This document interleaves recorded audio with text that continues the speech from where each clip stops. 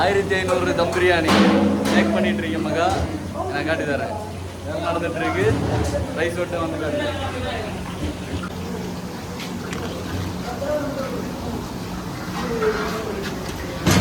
First வட்டை rice, இது second வட்டை தம் போட்டுட்ருக்கு, இது third வட்டை தம் போட்டுருக்கு, அப்புறம் இது ஃபோர்த் வட்டை இறக்கல்ல அணைச்சி போட்டிருக்கு. இது வந்து சால்னா.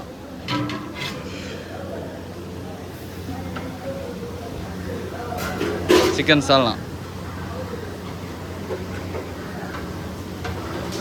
ஓகே, அப்புறம் சிக்கன் பொரிச்சிட்டு இருக்கோம்.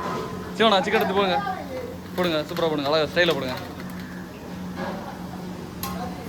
அவ்வளோதான். சிக்கன் இப்போ தான், சிக்கன் இல்லை, இது காலிஃப்ளவர் இப்போ பொரிச்சிருக்கு. எப்படி டேஸ்ட் இருக்குன்னு பார்ப்போம். சூப்பராக இருக்கும். அது வந்து நமக்கு முள்ளாடி வைப்போம்.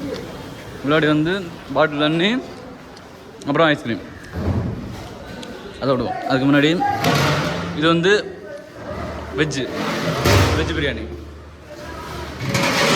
இது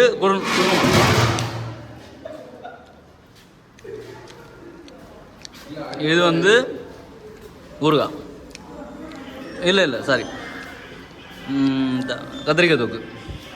அப்புறம் இது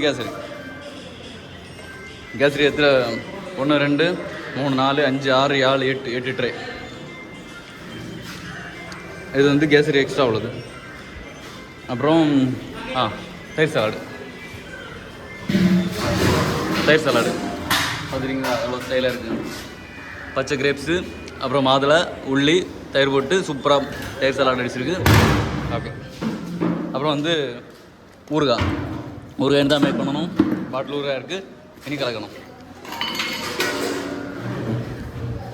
அப்புறம் தண்ணி பாட்டில் எத்தனை 1 2 3 எத்தனை கேஸில் இறங்குச்சு? எத்தனை கேஸ் இறங்குச்சு? ஐஸ்கிரீம் 1 2 இது 3 மாறல.